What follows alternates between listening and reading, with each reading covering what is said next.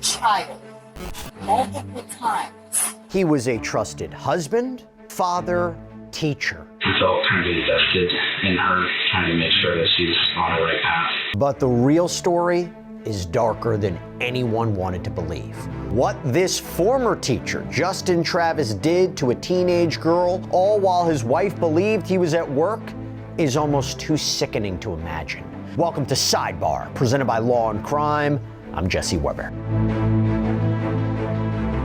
By the way, I was looking at the date as I'm recording this. I didn't even realize like Father's Day is right around the corner. And if you're looking for what is that perfect gift to get all those dads out there, I want you to meet the Chef IQ Sense Smart Meat Thermometer. This is the secret to stress-free restaurant-level cooking. Whether you're a seasoned grill master, you're just trying to throw on some steaks for the summer, the Smart Thermometer is really a game changer. There's no more overcooking. There's no more, oh, I think this might be done. No. Chef IQ tells you exactly when your meat is ready every step of the way. You just insert the wireless probe, you select your preferences, and then you hang out and relax while you wait for the app alerts without having to hover over the grill. It also works with ovens, smokers, stovetops, even air fryers, and for every protein from prime rib and wings to salmon. Seriously, this Father's Day, it's time to raise the stakes, no pun intended, and cook with confidence. Use code SIDEBAR for 40% off site-wide at chefiq.com.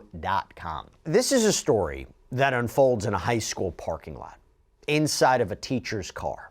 And it all centers on something that started as a rumor and it didn't stay buried.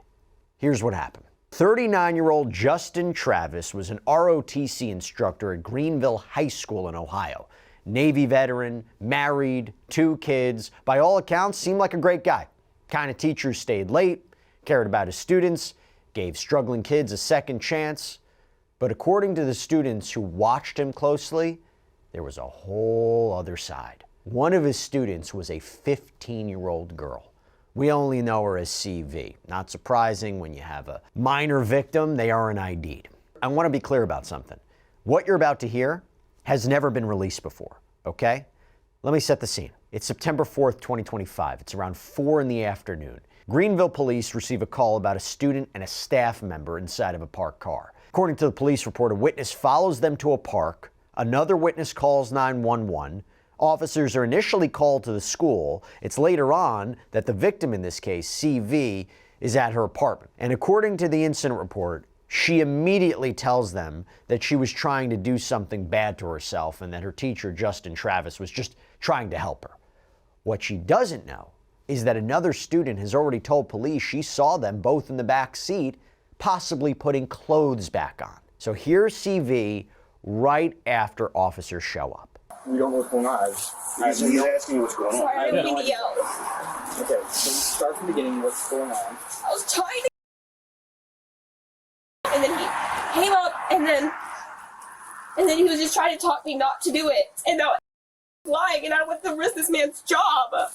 Okay, who was trying to help you? Chief. Okay, Chief is the ROTC teacher? Yes, but nothing was happening. She told me she had some allergy pills and aspirin. And like everything combined, I was just throwing stuff in a bag.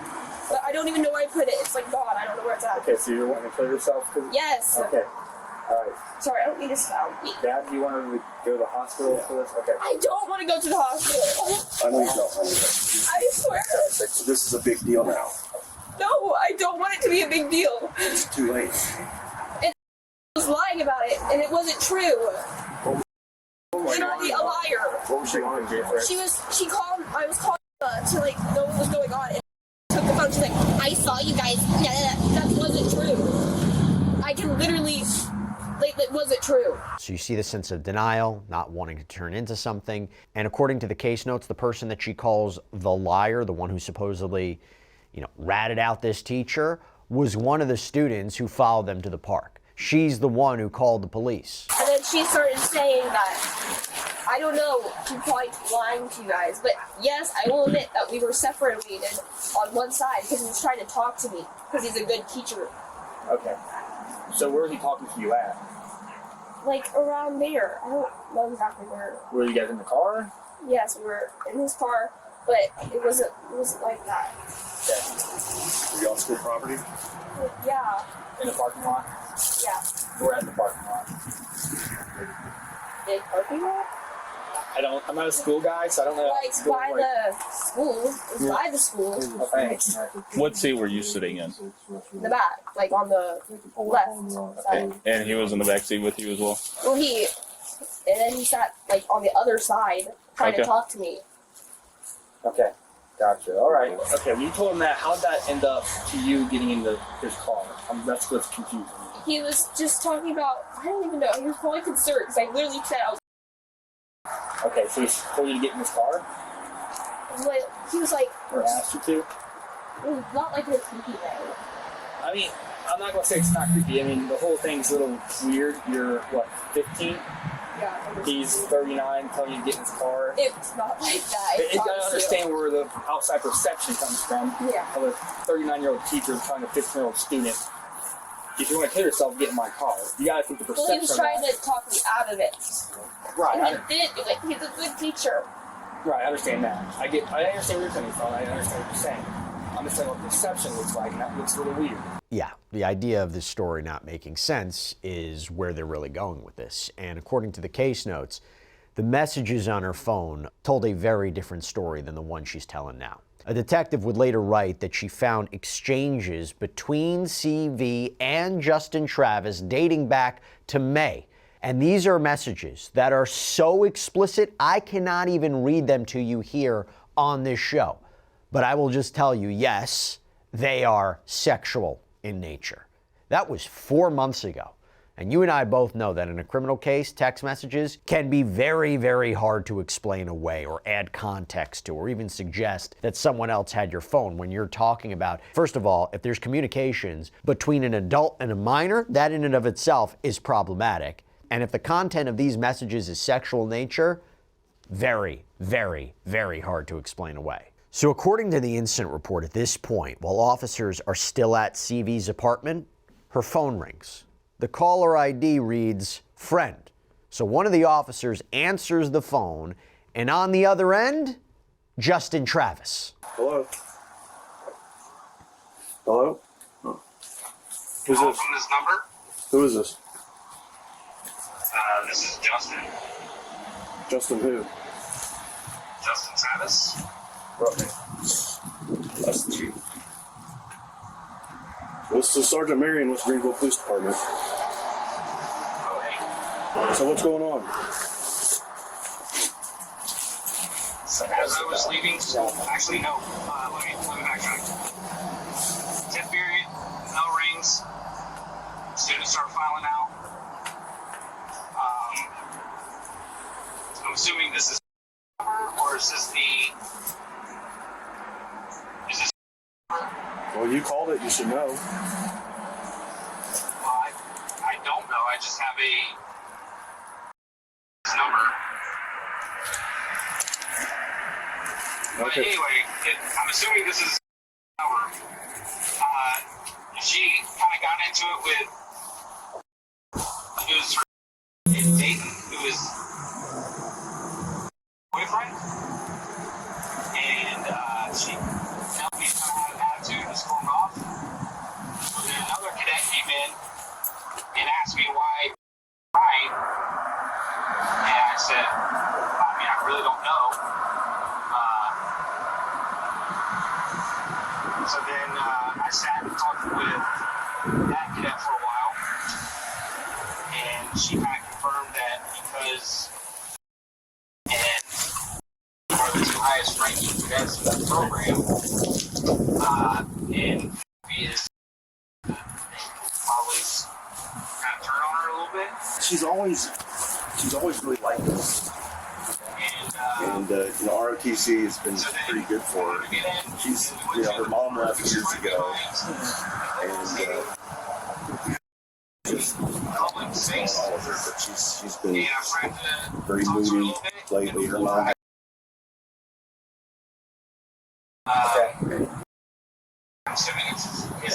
History of family real bad. So I don't know if she's just being swarmed with mental illness right now or what. According to the incident report, Justin had no idea what officers had already found on CV's phone. He doesn't know about the messages from May, but police asked him to come down to the station And they don't waste any time. You're going to hear that the audio drops out at points in this footage. That's due to redactions made by law enforcement. But nonetheless, you get the substance of this conversation. Take a look. I think we both know that that was a story that you told her to tell you, or to tell the police as to why you guys were talking. And I think we both know that the reason that she climbed in the back seat is because that's typically what you guys do whenever you have sex in your cars. Like you did yesterday morning when you picked her up before school, just like you did yesterday afternoon after school in your Jeep. So, this is where we're at. I know what's happened. I've already went through. I know that there's been a relationship going on for some time. I know that you're her G.I. Joe and she's your Barbie. Okay? I know all of these things. All right?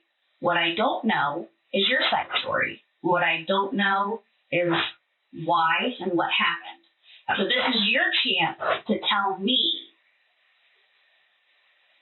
This is your chance to get your side of the story out. Like I said, I already know all of these things. I've already seen the messages. I know that this has been going on since they called. Inside this interrogation room, the officer basically lays out a spectrum, right? On one end, monsters who prey on children.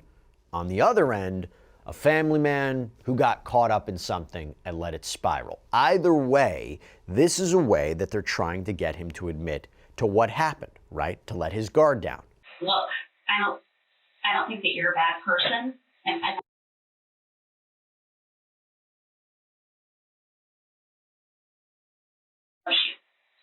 least she thinks she loves you. But she's 15, so I don't know how much she's really capable of that. But good people make bad decisions. All right? So the way it is,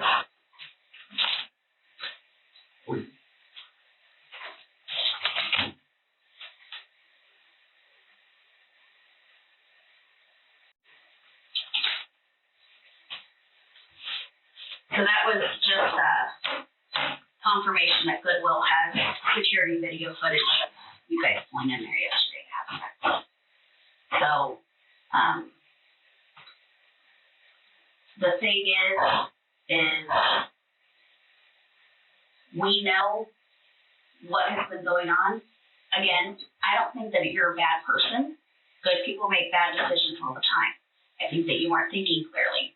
Whenever we investigate these types of crimes, whenever I have this, it's my job to figure out why and what kind of person I'm dealing with. So it's kind of like whenever we have these types of crimes, there's a whole spectrum. We have these really bad people who prey on children, who get in these positions, like a teaching position, so that they can be around little kids because they like little kids. Then it's this end of the spectrum. All the way down here, we have the good person who's a family man, who loves his kids, loves his job, is really trying to do the right thing, but gets caught up in something bad and makes a bad decision. Once that bad decision happens, it spirals. And then it's kind of out of control, like a snowball. You know, it just keeps getting snowball, it gets bigger and bigger. So my job is, as an investigator, is I'm trying to figure out where on this spectrum do you lie? Do you lie down here with the good guy who made a bad decision? Or are you down here with the predators who get in these positions to prey on children? You see what I'm saying? So this is where you get to tell your side. I'm not proud of that. I didn't take this job to prey on them, prey on kids. So what happened? Earlier in the school year last year, she was attached to another kid. And her sister didn't like it. I didn't really talk to her a lot.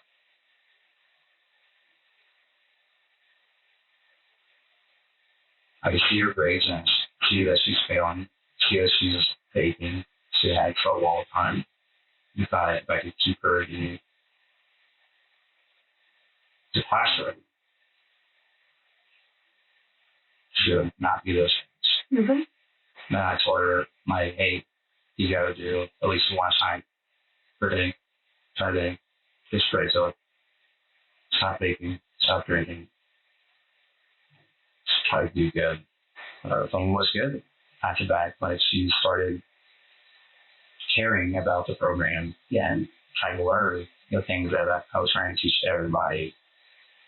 All the competitions. Now, trying to be an active cadet. Then one day on a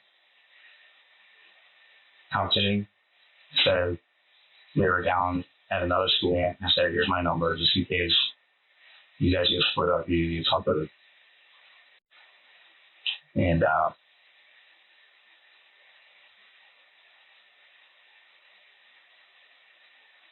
through there, they started,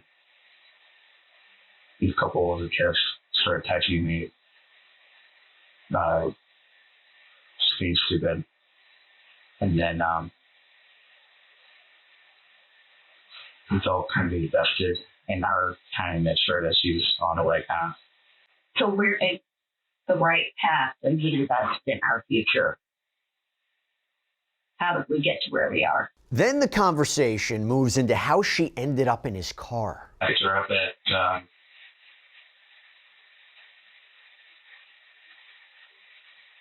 somewhere down Howard Road.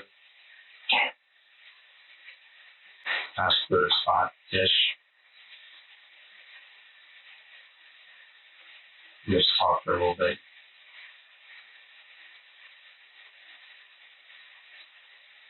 I tried to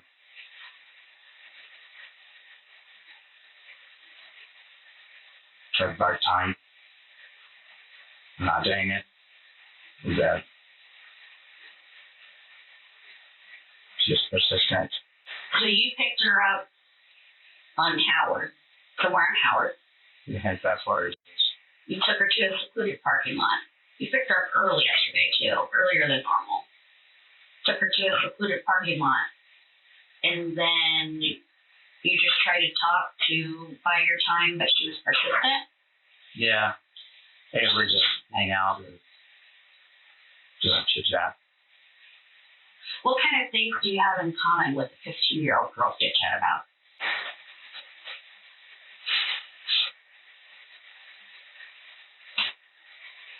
You can say that that's what your intentions were, but your actions are different because you picked her up earlier than normal. Mm-hmm.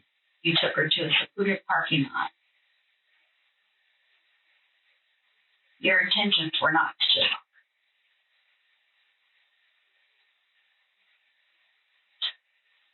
The intentions are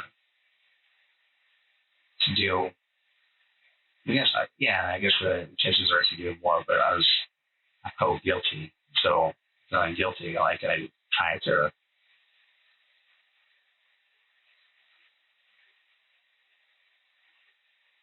distance myself, but yet be around.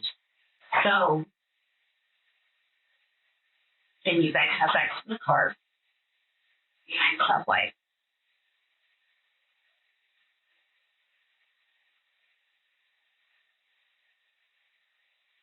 How does that work? Is it like, as far as, is it just in the back seat and she's on top? Does she lay down? How does that work in the car? I don't feel comfortable telling you that. Okay, you don't have to. That's fine. So then you guys go to school. You're at school. Then after school, you take her over to Goodell. Good. What's your intentions there?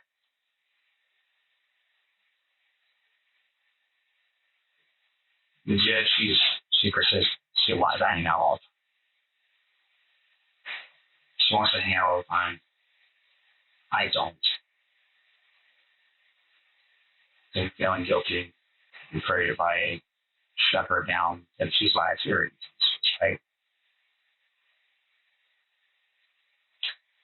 So you're feeling guilty, but she's persistent. But you're still able to get it up and have sex twice yesterday with her. And that's all police need to hear. I'm just going to stand up. Put your hands behind your back, palm together like you're praying. Put your phone down there. I'm going to keep that and search hunt for it.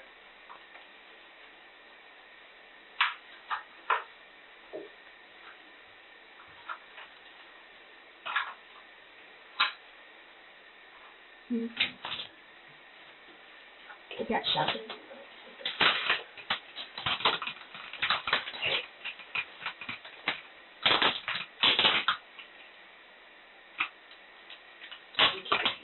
There.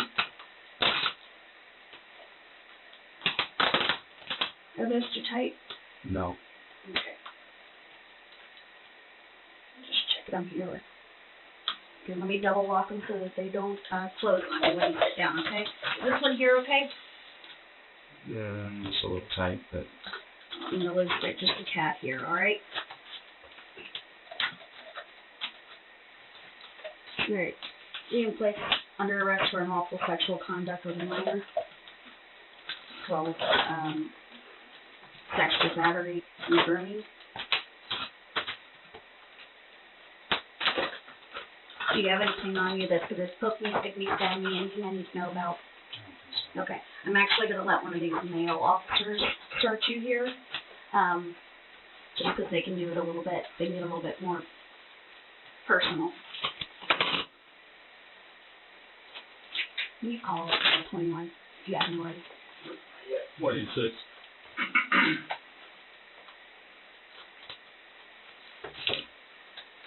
If I have to shoot, like them up here. my wife is out. We the parking lot. Okay, anything you want to go with her? Oh, okay. Okay, Now, where is the, what about the keys? court? Is that this car, the car out there? No. Okay. I didn't have some out yet, so you want to get all of that's fine. Yes. Yes, you didn't think about it. Yeah. Wait a minute. That's the.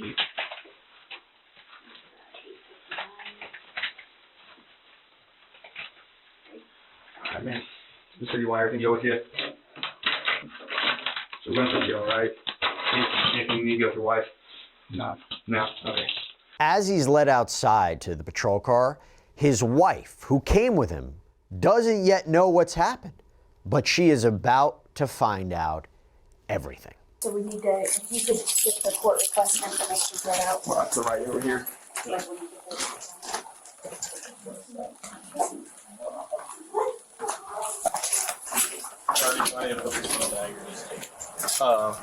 You can grab a bag over here. That car right here. When the lights off, we're gonna go on the passenger side.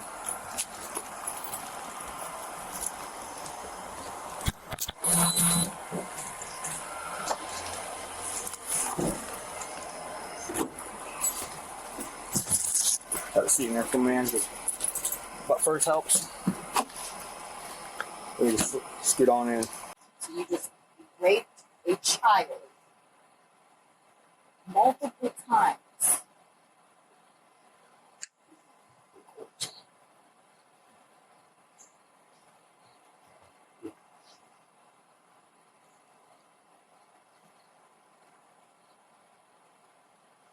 You just ruined our lives. You had to have known on the way here this was going to happen.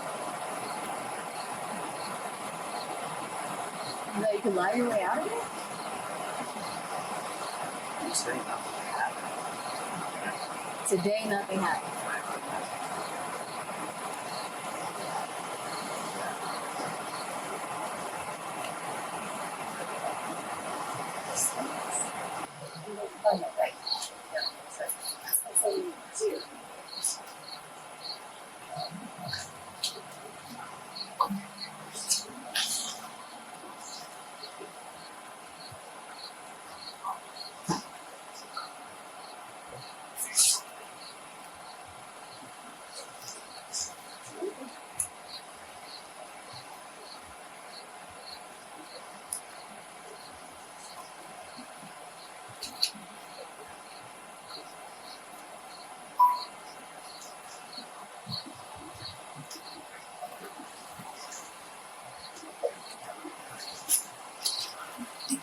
What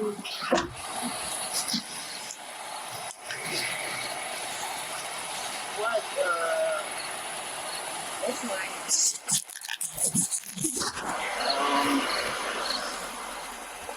There's always nothing you can do. Give them an attorney. Okay. It will probably be arraigned this Thursday, maybe tomorrow. Depends on the court schedule. This is what we're on the website. So, We do today, right? yes. So he doesn't come home from now on. Only if he bumps out. So, I imagine it'll probably be pretty hard just given the circumstances. I don't even know if you want to bond him out. No, I have no He has the issue. ability to bond himself out. So, he will likely stay locked up until this is resolved. The injury will be 2 Thursdays from today. He did agree. There'll be more charges added on for it. It's just pretty good. So we're going to charge him with groomed and unlawful sexual conduct with a minor and sexual battery.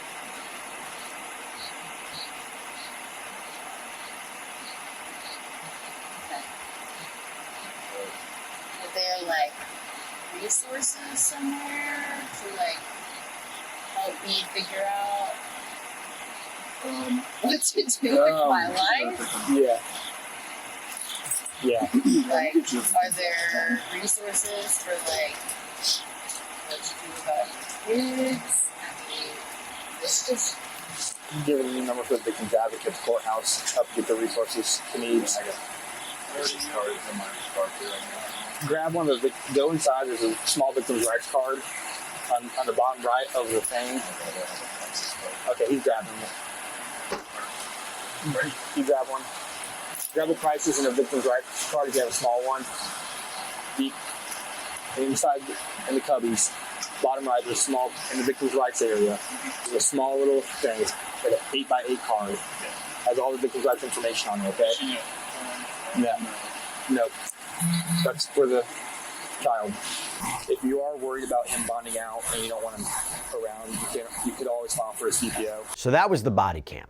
But what you didn't see is what detectives reportedly found on CV's phone.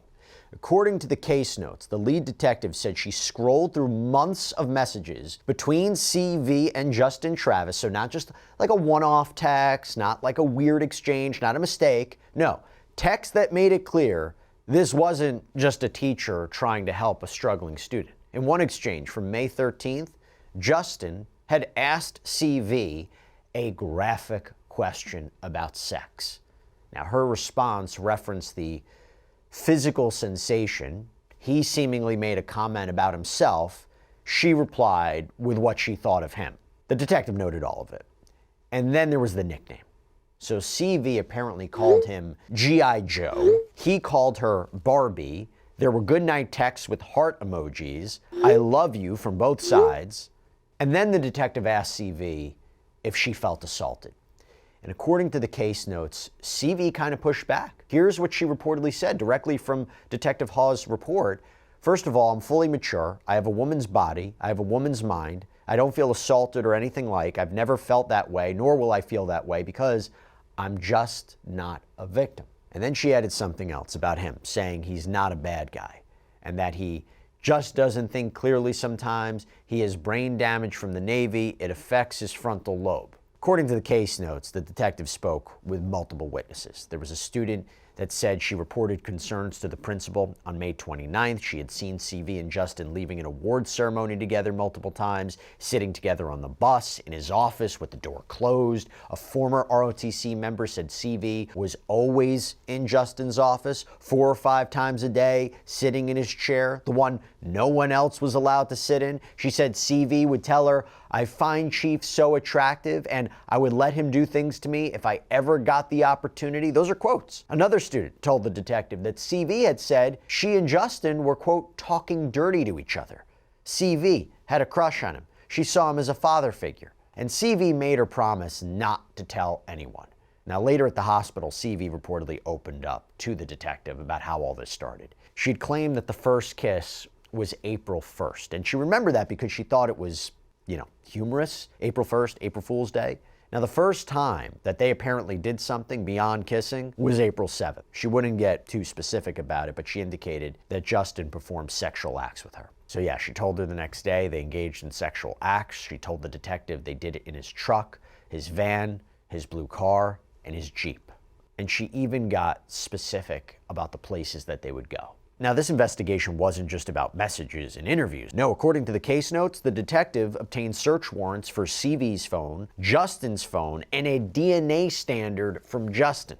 Detectives also tried to get video footage from the park where CV and Justin were found on September 4th. But according to the case notes, the DVR had been removed from the cameras at noon that day. The new one wasn't installed until the morning of September 5th, so there's no video from that day. Not necessarily that they need it considering the other evidence, but Goodwill's cameras did capture something. This tan Jeep pulling into the parking lot at 3:33 p.m. on September 3rd. No one gets out. It leaves at 4:16 p.m. That matched the description of Justin's vehicle and the timeline that CV provided. On September 25th, 2025, the Darke County Grand Jury indicted Justin Travis on charges including sexual battery, unlawful sexual conduct with a minor, and grooming. In April, he pleaded guilty to 2 counts of sexual battery, 2 counts of unlawful sexual conduct with a minor, and 1 count of grooming. He was sentenced to at least 4 years in prison, and he has to register as a Tier